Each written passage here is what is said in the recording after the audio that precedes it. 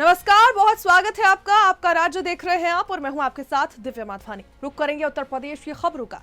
उत्तर प्रदेश के फर्रुखाबाद में medical biowaste खुले में फेंके जाने का मामला उजागर होने पर जिलाधिकारी आशुतोष कुमार द्विवेदी ने तीखी नाराजगी जताई है। सरकारी अस्पतालों के बायोवेस्ट निस्तारण की जिम्मेदारी बैनपुरी की संस्था ग्रीन वैली और निजी अस्पतालों की जिम्मेदारी कानपुर की बिलवर्ज को सौंपी गई है। ऐसे में जांच में पाया गया है कि दोनों संस्थानों की लापरवाही से बायोवेस्ट खुले में फेंका जा रहा है, जिससे आवारा पशुओं के खून से संपर्क में आने का खतरा बढ़ गया है। ऐसे में डीएम ने चेतावनी दी है कि भविष्य में ऐसा मिलने पर संस्थानों को ब्लैकलिस्ट कर मुकदमा दर्ज किया जाएगा। ऐसे में एससीएमओ को जांच टीम बनाने के भी निर्देश दिए गए हैं। खुले में फेंके जाने को लेकर जिलाधिकारी फर्रुखाबाद ने कड़ी चेतावनी दी है। बात करेंगे फर्रुखाबाद जिलाधिकारी आशुतोष कुमार द्विवेदी से, क्या दिशा निर्देश जारी किए जाए। देखिए, मेडिकल वेस्ट से काफ़ी बीमारियों के फैलने की, संक्रमण की स्थिति पैदा होती है।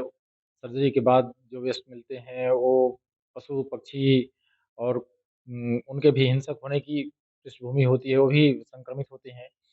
मेडिकल वेस्ट का सुचारू निस्तारण हो, सीपीसीबी का स्पष्ट निर्देश है। तो उसी के अनुपालन के लिए हम लोग एक बैठक आज किए थे, जिसमें डीएफओ साहब, सीएमओ साहब और जो मेडिकल वेस्ट के निस्तारण के लिए कंपनियां निर्धारित हैं, उन लोगों के साथ एक बैठक की गई कि कैसे इसका बेहतर निस्तारण हो और हजार्डस कंडीशन न हो और सीपीसीबी के निर्देशों के सम्यक अनुपालन में हो। उत्तर प्रदेश के वाराणसी में कफ सिरप मामले में एसआईटी को बड़ी सफलता हाथ लगी है। ऐसे में एसआईटी ने शुभम जायसवाल के 2 राजदारों को गिरफ्तार कर नशीले कफ सिरप के अवैध सिंडिकेट का राज खोला है। इसी को लेकर जांच में सामने आया है कि ड्रग विभाग ने 12वीं पास युवकों को फर्जी दस्तावेजों के आधार पर लाइसेंस जारी कर दिया गया है। इन्हीं फर्जी फर्मों के नाम पर प्रतिबंधित कफ सिरप की बिलिंग होती थी। दोनों फर्मों के जरिए करीब 5 लाख से ज्यादा कफ सिरप की खपत और लगभग 2 करोड़ रुपए का अवैध कारोबार हुआ है। इसी को लेकर फर्म संचालकों को बिना बिक्री हर महीने 30 से लेकर 40 हजार रुपए सिंडिकेट की ओर से दिए जाते थे। ऐसे में मीडिया के सामने आरोपियों ने पूरा नेटवर्क उजागर किया। कोतवाली थाने में एक एफआईआर रजिस्टर कराई गई थी 28 फर्मों के खिलाफ, जिसमें इन फर्मों के द्वारा जो है कोडिन युक्त सिरप जो खरीदा जाता था, उसके बेचने का जो अभिलेख है वो नहीं प्रदान कर पाए थे और इसी शंका में कि ये ब्लैक मार्केट किया गया है, एफआईआर दर्ज की गई थी। इसमें डीसीपी क्राइम के निर्देशन में टीमें गठित की गई थी, जिसमें इन्वेस्टिगेशन जो है वो की गई और उसमें पता चला है कि कुछ फर्में जो है वो फेक फर्म्स बनाई गई है, जिसमें फर्जी दस्तावेज लगा करके रजिस्ट्रेशन कराया गया फर्मों का। और उसी के बाद इस बिजनेस में जो शैली ट्रेडर्स हैं, जो कोडिन युक्त सिरप सप्लाई करते हैं, उनके द्वारा भारी मात्रा में इन फर्मों को शीशियां बेची गई और उसके बाद इन फर्मों के द्वारा आगे कहाँ उसकी सप्लाई की गई है वो नहीं साबित किया जा पा रहा है। और जो इनके फर्मों के मालिक हैं, इनका ये कहना है कि इनके द्वारा शुभम और देवेश जायसवाल के द्वारा ये फर्में जो है फर्जी बनवाई गई थी और प्रति माह जो है 30 से 35 हजार रुपए इनको दिए जाते थे और उस फर्म के नाम से जो अकाउंट थे वो संचालित शुभम जायसवाल और देवेश जायसवाल के द्वारा किया जाता था, जिसमें करोड़ों का ट्रांजैक्शन जो है वो शैली ट्रेडर्स को मुनाफे के रूप में दिया जा रहा है। ये इनका बताना है कि जुलाई 2024 से इस काम में थे और 1.5 साल में लगभग 8 करोड़ का ये लोग जो काम है वो शैली ट्रेडर्स के साथ कर चुके हैं। जो उनके पिता है वो गिरफ्तार हो गए हैं और शुभम जायसवाल अभी फरार है और उसका लुकआउट सर्कुलर जो है वो जारी किया जा रहा है और जल्दी रेड कॉर्नर नोटिस भी जारी किया जाएगा, किसी भी कंट्री में हो वहां से पकड़ के लाया जाएगा। उत्तर प्रदेश के मुजफ्फरनगर में आमिर नाम के युवक ने पुलिस थाने में एक गाने पर रील बनाकर सोशल मीडिया पर वायरल कर दी है। देखिए, इसको लेकर वीडियो सामने आने के बाद पुलिस ने सक्रियता पर सवाल उठे हैं। ऐसे में जिसके बाद तुरंत कार्रवाई की गई। आरोपी आमिर साथ ही निवासी सकंदपुर को एंटी रोमियो टीम ने गिरफ्तार किया है। इसी को लेकर पुलिस ने उसे कानून का कड़ा पाठ भी पढ़ाया है, जिसके बाद वो थाने में माफी मांगता नजर आया। सीओ रानसाठ यतेंद्र नागर ने इसको लेकर कहा है कि वायरल वीडियो की जांच में आरोपी की पहचान की गई है और उसके खिलाफ एफआईआर दर्ज कर आगे की वैधानिक कार्रवाई की जा रही है। पिछले कुछ दिनों पहले एक व्यक्ति द्वारा थाने में घुसकर एक रील बनाई गई थी और जिसको सोशल मीडिया पर वायरल किया गया था। इस सोशल मीडिया पर वायरल रील का तत्काल संज्ञान लेते हुए उस व्यक्ति को तस्दीक किया गया, जिसका नाम आमिर पुत्र समीप निवासी ग्राम सिकंदरपुर थाना मीरापुर पाया गया था। आज थाना मीरापुर पुलिस की एंटी रोमियो विंग के द्वारा उस व्यक्ति को गिरफ्तार किया गया है और जिसको गिरफ्तार कर अग्रिम विधिक कार्रवाई की जा रही है। उत्तर प्रदेश के शामली में थाना भवन और बाबरी पुलिस की संयुक्त टीम ने करीब 50,000 के नामी कुख्यात हिस्ट्री शीटर समयदीन उर्फ सामा को मुठभेड़ में ढेर कर दिया है। इसी को लेकर पुलिस को जानकारी मिली थी कि समयदीन कई गंभीर मामलों में वंचित था। घेराबंदी के दौरान उसने पुलिस पर फायरिंग की, जिसके जवाब में पुलिस की गोली लगने से वो घायल हो गया और बाद में अस्पताल में मृत घोषित कर दिया गया। मौके से पिस्टल, 32 बोर पिस्टल और साथ ही 315 बोर तमंचा सहित भारी मात्रा में कारतूस बरामद किए गए। वहीं एसपी शामली ने इसको लेकर कहा है कि उसके मारे जाने से क्षेत्र में लंबे समय से फैला हुआ भय अब समाप्त हुआ है। एक लगभग 10 दिन पहले से जनपद शामली के इस सहारनपुर बॉर्डर के थानों में हमारे यहाँ डकैतों का मूवमेंट चल रहा था और कई बार 112 नंबर पे कॉल आई थी। उसी के परिप्रेक्ष्य हमारे एसएचओ थाना भवन बाबरी और गढ़ी पोखरा सब लोग भ्रमण पे निकले हुए थे। आज उनको जानकारी हुई कि एक ग्राम भैसानी के भट्टे के पास कुछ गिरोह डकैतों का बैठा हुआ है और आज घटना करने के फिराक में है। तत्काल हमारी पुलिस बल उनको घेराबंदी का प्रयास किया, जिनमें मुख्य रूप थाना भवन के एसएचओ विजेंद्र रावत थे, उनके साथ में एसओ बाबरी राहुल सिसोदिया थे। इन लोगों ने घेराबंदी करने का प्रयास किया। जानकारी हुई कि भट्टे के अंदर एक डकैतों गिरोह बैठा हुआ है और लोग इस समय आग जला के कुछ ताप रहे थे। जैसे पुलिस उनको घेरने का प्रयास की और नायब करने का प्रयास की, डकैतों ने पुलिस से फायरिंग की और जिसमें उनकी फायरिंग से हमारा एक आरक्षी गंभीर रूप से घायल हो। इसको हम लोग रेफर कराए हैं जिला अस्पताल, जहाँ उसकी हालत ठीक चल रही है इस समय। और हमारी पुलिस ने भी नेपथ्य में छुप के उन पर फायरिंग की, जिनमें एक बदमाश गंभीर रूप से घायल हो गया, शेष भागने में सफल हो गए और बाद में और पुलिस के आने पर कॉम्बिंग की गई, बट बदमाश नहीं मिले। तत्काल उस बदमाश को ले जाके सीएचसी थाना भवन ले जाया गया, जहाँ से उसको रेफर जिला अस्पताल किया गया है और वहाँ उसका इलाज चल रहा है, जहाँ उसकी मृत्यु हो चुकी है।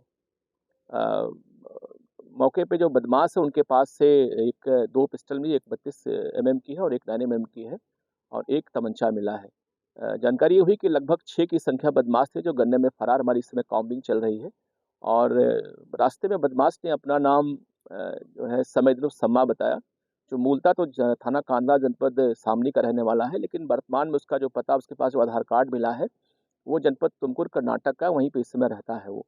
लेकिन चूंकि वहाँ से वांछित हो गया है और इसलिए वो फरार होकर इस समय जनपद कैथल में एक जाखल गांव है, वहाँ पे एक लिबिन के साथ रहता है वो। हमारे जनपद शामली से उस पर लगभग 23 मुकदमे दर्ज है। हमारे यहाँ का मजारिया HS है और हमारे यहाँ से 3 मुकदमों वांछित चल रहा है, जिसपे 50 रुपए का रिवार्ड घोषित किया गया है। उत्तर प्रदेश के बिजनौर के थाना स्योहारा क्षेत्र में फैजान नाम के युवक ने अपनी पहचान छुपाकर सौरभ पाल के नाम से इंस्टाग्राम पर एक हिंदू युवती से संबंध बनाए हैं। इसी को लेकर बातचीत के दौरान उसका आधार कार्ड गिरने से उसकी असली पहचान सामने आई। युवती ने तुरंत पुलिस से इसको लेकर शिकायत दर्ज की। इसी में आरोप है कि इसके बाद फैजान शादी का दबाव बनाने और धमकी देने लगा। पुलिस ने कार्रवाई करते हुए आरोपी को हिरासत में ले लिया है। वहीं पूछताछ में आरोपी को लेकर आरोप सही मिलने पर उसे जेल भेज दिया गया है। पुलिस ने कहा कि मामला संवेदनशील है और युवती की सुरक्षा को प्राथमिकता देते हुए आवश्यक धाराओं में मामला दर्ज कर लिया गया है। थाना स्योहारा का एक प्रकरण संज्ञान में है, जिस संबंध में मुख्य क्षेत्राधिकारी धामपुर द्वारा अवगत कराना है कि दिनांक 6/12/25 को एनसीआरपी पोर्टल से एक कंप्लेंट प्राप्त हुई।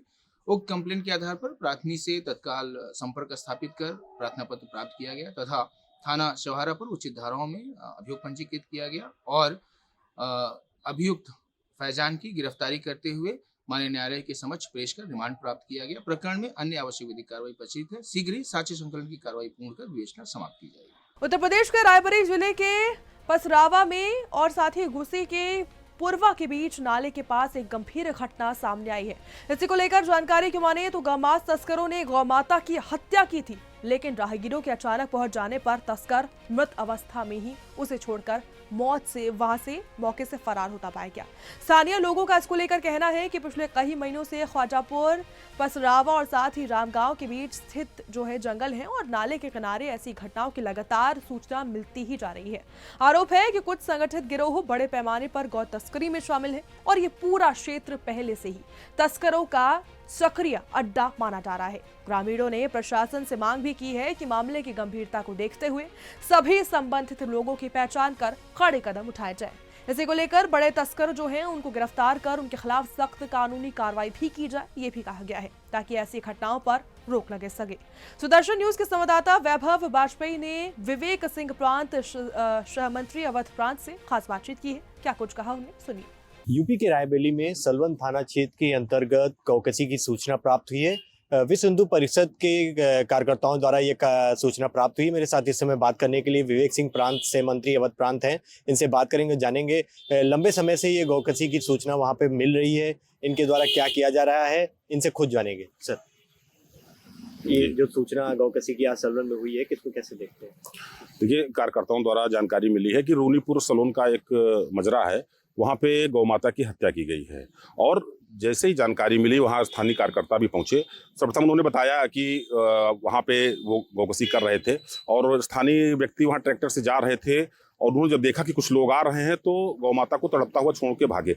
अब इतनी विडंबना है कि आप देखिए कि हाथ पैर बंधे हुए हैं, आधा गला रिता हुआ है, जैसा वीडियो में भी आप देख सकते हैं कि शासन के मंशा के विपरीत इस तरीके से, यानी शासन है, प्रशासन है, पूरा पुलिस बल है, पूरा तामझाम के बावजूद भी वहाँ की घटनाएं नहीं रुक रही हैं। और सलोन क्षेत्र तो इस मामले में प्रसिद्ध है कि वहाँ पे इसके पहले भी कई घटनाएं घटी हैं, वहाँ जहाँ पे उनके तार कहाँ जुड़ते हैं, कहाँ खत्म होते हैं और गिरफ्तार कौन किया जाता है। स्थानीय लोगों को इधर उधर गोलमोल करके गिरफ्तार करके भेज दिया जाता है और जो मास्टरमाइंड है उन तक कहीं गिरफ्तारी नहीं हो पाती है। तो मैं तो इस नजरिए से देखता हूँ कि प्रशासन पूरी तरीके से गौ तस्करी के मामले में, गौ हत्या के मामले में पूरी तरीके से फेल है। अभी भदोखर में भी देखा होगा, रात में गौ हत्या हुई थी। तो इस मामले में मैं तो ये कहता हूँ कि यहाँ पे प्रशासन को ध्यान देना चाहिए कि कौन से लोग हैं, आखिर मास्टरमाइंड कौन से हैं। वहीं की गाड़ियां जाती हैं, उनके नंबर दिए उपलब्ध कराए जाते हैं कार्यकर्ताओं को, कई बार सूचना प्रशासन को, स्थानीय प्रशासन सलोन को दी जाती है, फिर भी वो साठ गांठ करके इन मामलों को दबाने का कार्य करते हैं।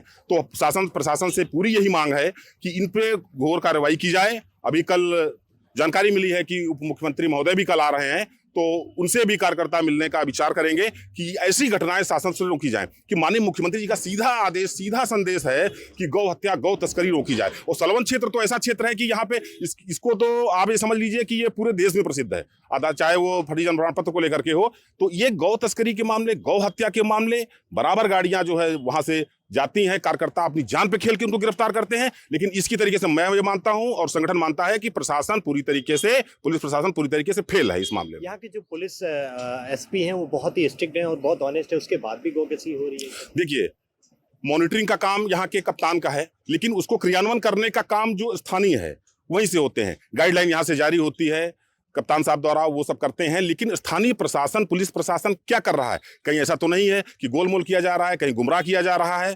तो इस संबंध में जानकारी करके कप्तान साहब ईमानदार व्यक्ति हैं, कोई उसमें वो नहीं है, लेकिन उनके द्वारा ये स्थानीय प्रशासन किस तरीके से मामले को उनके सामने पेश करता है, रखता है, ये स्थानीय प्रशासन के ऊपर है। जो मेरा मानना है संगठन का कि कई बार उस संदेश देने के बावजूद भी और कई बार बताने के बावजूद भी वहाँ पे इस तरह की घटनाएं बिल्कुल नहीं रुक रही हैं और बेलगाम घटनाएं वहाँ हो रही हैं। फिलहाल देखिए, पुलिस अधीक्षक डॉक्टर यशवीर सिंह के निर्देशन में जो वहाँ के जो सलवन थाना है उसने FIR दर्ज की है और जल्द ही गिरफ्तारी के लिए टीमें प्रयास कर रही हैं। वैभव वाजपेयी, सुदर्शन न्यूज, रायबरेली। उत्तर प्रदेश के आजमगढ़ पुलिस ने एक high tech international cyber fraud racket का बड़ा भंडाफोड़ किया है। इसी को लेकर फर्जी PM किसान योजना और ई-चालान के नाम पर खतरनाक APK भेजकर लोगों के मोबाइल हैक करता था। देखिए, गैंग अब तक करीब 110 करोड़ की ठगी को अंजाम दे चुकी थी। इसी को लेकर लखनऊ से सरगना समद उर्फ इमरान समेत 15 आरोपियों को अब गिरफ्तार किया जा चुका है। होटल के कमरे से पूरा साइबर ऑपरेशन चलता था, जहां से लिंक जनरेशन और ठगी के लेन देन किए जाते थे। पुलिस ने 23 मोबाइल, 15 सिम कार्ड, साथ ही 14 ATM कार्ड और 2 लग्जरी कारें भी मौके से बरामद की है। इसी को लेकर SP विवेक त्रिपाठी ने लोगों से संदिग्ध लिंक और साथ ही APK से बचने की भी अपील की। इससे पहले एक प्रेस कॉन्फ्रेंस में बताया गया था कि 2 अभियुक्त पकड़े गए थे, जिन्होंने पीएम किसान योजना के नाम पे एपीके फाइल बना करके लिंक भेजा था और एक व्यक्ति का 7,77,000 रुपये उसके खाते से निकाल लिया गया था। वरिष्ठ पुलिस अधीक्षक आजमगढ़ महोदय के आदेशानुसार इसकी आगे विवेचना की गई, तो उसमें एक राष्ट्रीय स्तर का गैंग प्रकाश में आया जिसने लगभग 110 करोड़ रुपए की फ्रॉड करी है और इसके द्वारा बिहार का एक आदमी है इनमें, छत्तीसगढ़ का एक आदमी है, झारखंड का एक आदमी है जो गिरिडीह का रहने वाला है, जो पहले वाले केस में वांछित था, दिल्ली का एक आदमी है और यूपी के 11 आदमी थे। इनको लखनऊ में 2 होटलों से गिरफ्तार किया गया था। इनके द्वारा 121 बैंक खातों के माध्यम से लगभग 110 करोड़ रुपए का फ्रॉड किया गया। इनके पास से 2 विटारा 2 गाड़ियाँ, 2 4 पहिया गाड़ियाँ, 23 mobile phone, 14 ATM card, SIM और इनके खातों में करोड़ों रुपए फ्रीज कराए गए हैं।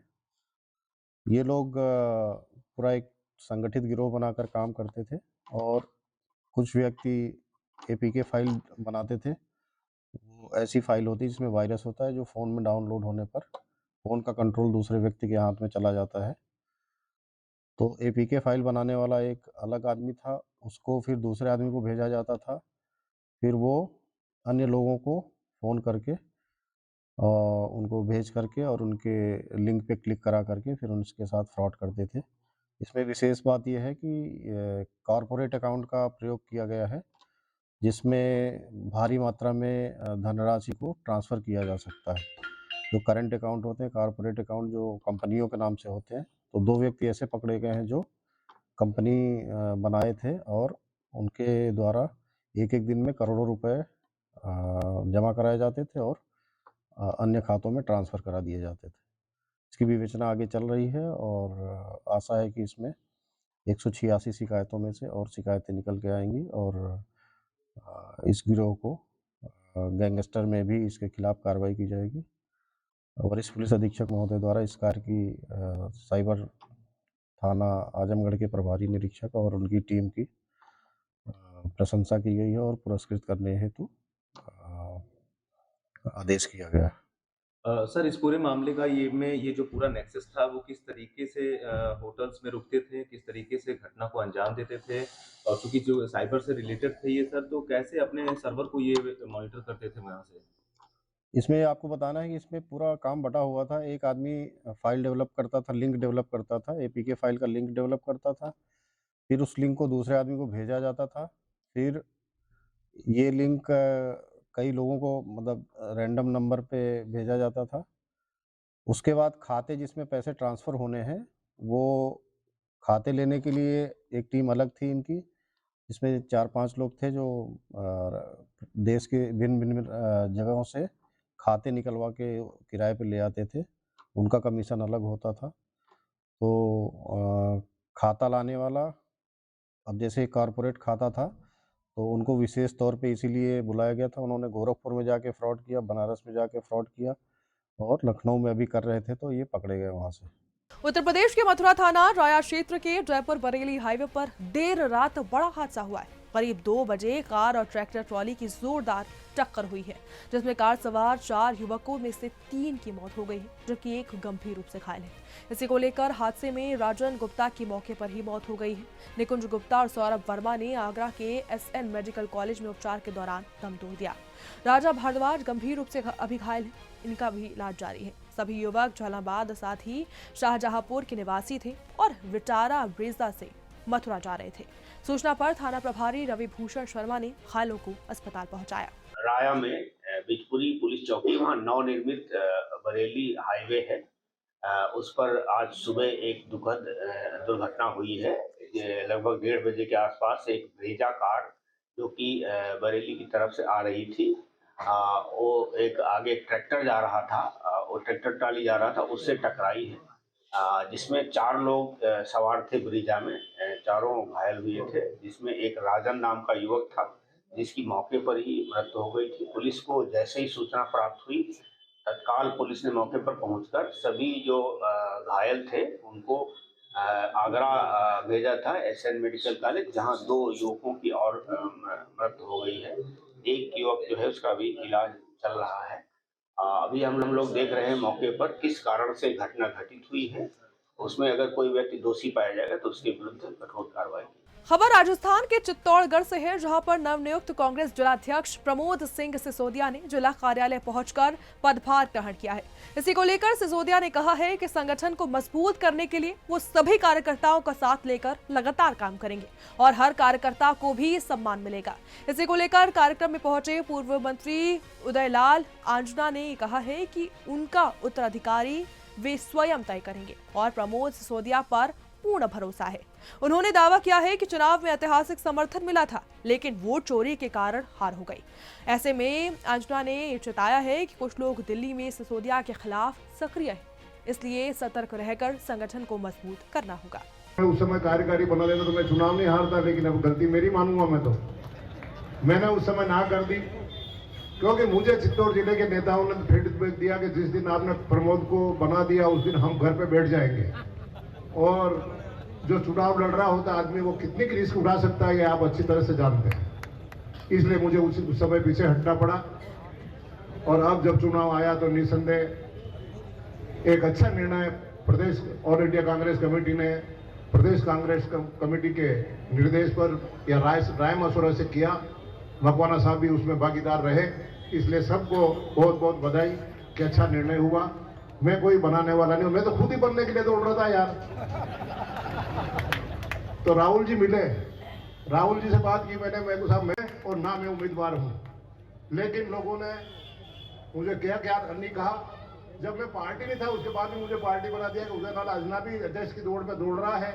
बिहार के मुंगेर में रंगदारी नहीं देने पर चाय दुकानदार पर फायरिंग करने वाले आरोपी को पुलिस ने गिरफ्तार कर लिया है। इसी को लेकर उसके 2 साथी अभी भी फरार चल रहे हैं। घटना बरियारपुर थाना क्षेत्र के पड़िया गांव की है, जहां पर 3 युवक चाय पीकर पैसे देने से इनकार कर रहे थे और मारपीट करने लगे। ऐसे में दुकानदार अजय मंडल को जान से मारने की धमकी की नीयत से गोली मार दी गई। देखिए, दुकान के फ्रिज में गोली लगने से वो बाल बच गया। इसी को लेकर आरोपियों ने हर महीने 10,000 रुपए रंगदारी देने की धमकी भी दी। पुलिस ने प्रफुल्ल नामक अपराधी को अभी दबोच लिया है, जिस पर लूट, रंगदारी, साथ ही जानलेवा हमला सहित 7 मामले दर्ज है। बाकी 2 की तलाश अभी जारी है। सदर अनुमंडल अंतर्गत बरियारपुर थाना में एक पड़िया गांव है। पड़िया गांव के पास, पड़िया गांव में ही एक अजय कुमार मंडल जी का चाय का दुकान है। उनके द्वारा कल पुलिस को लगभग 5 बजे शाम के आसपास फोन किया गया बरियारपुर थाना को, जिसके बाद तुरंत बरियारपुर थाना द्वारा एक्शन में आया गया और घटना स्थल पर पहुंचा गया। घटना ये थी कि वो चाय दुकान पे कुछ युवक, 3 युवक वहां पे चाय वगैरह पीने आए थे। चाय पीने के दौरान ही उनसे चाय वाले के द्वारा, जो कंप्लेनेंट है हमारे, उनके द्वारा चाय का और जो उन्होंने सामान लिया उसका पैसा मांगा गया, जिसके रिप्लाई में उनके द्वारा जो ये 3 युवक थे उनके द्वारा उनके साथ अभद्रता से पेश आया गया और उसके साथ साथ उनको पैसे भी नहीं दिए गए और उसके द्वारा गाली दी गई। उसके बाद चाय दुकान के द्वारा अपने पैसे की दोबारा मांग करने पे इनमें से एक लड़का जिसका नाम प्रफुल्ल है, उसके द्वारा चाय दुकान वाले के ऊपर हत्या करने की नियत से गोली चला दी गई, जो गोली ऊपर के शेड में लगी और नीचे उनके दुकान में जो फ्रिज था उसमें जाकर अटक गई। उसके बाद बाकी लोगों ने भी गाली गलौज किया, तीनों ने चाय दुकान वाले के साथ, और उससे उल्टे रंगदारी में पैसे भी मांगे। जिसके बाद पुलिस की टीम तुरंत, चूंकि फोन तुरंत कर दिया गया, पुलिस की टीम तुरंत वहां पहुंच गई। बरियारपुर थाने की टीम तुरंत पहुंच गई अपने वरीय पदाधिकारियों को बताते हुए, और गश्ती की भी टीम वहीं पे थी। उन लोगों के द्वारा इनमें से 3 युवक वहां से भागने लगे, जिसमें से एक युवक को पुलिस के द्वारा सक्सेसफुली पकड़ लिया गया। वो जो युवक पकड़ाया उसका नाम प्रफुल्ल है, और प्रफुल्ल यादव को पकड़ने के बाद उससे पूछताछ की गई तो उसके द्वारा अपने दोनों भागने वाले साथियों का भी नाम बता दिया गया। और चूंकि उस घटना में संलिप्तता उसकी थी तो उसने अपनी घटना में अपनी संलिप्तता भी स्वीकार कर ली। फिर पुलिस के द्वारा घटनास्थल की और छानबीन की गई तो वो जो गोली चलाई थी वो पेलेट जो फंसा हुआ था वो, और जो उसका जो खोखा था दोनों पुलिस के द्वारा बरामद कर दिया गया। इस प्रकार पुलिस के द्वारा प्रफुल्ल नाम के उस अपराधी को पकड़ा गया और उसके 2 साथियों का भी नाम पता चल गया जो उसके साथ कल के उस फायरिंग वाली घटना में शामिल था। ये जो प्रफुल्ल कुमार पकड़ाया, प्रफुल्ल का और पता करने पे उसका आपराधिक इतिहास भी निकल के आया जिसमें उसके ऊपर कई केसेस हैं और सारे केसेस खास करके लूट की, डकैती के ये सब केसेस हैं जिसमें मैक्सिमम केस बरियारपुर थाना का, इसके अलावा जमालपुर, रेलवे, ये सब जगह पे उसके केसेस हैं। अभी तक 7-8 केस उसके हम लोग को मिल गया आपराधिक इतिहास, वो हाल में ही जेल से छूटा था।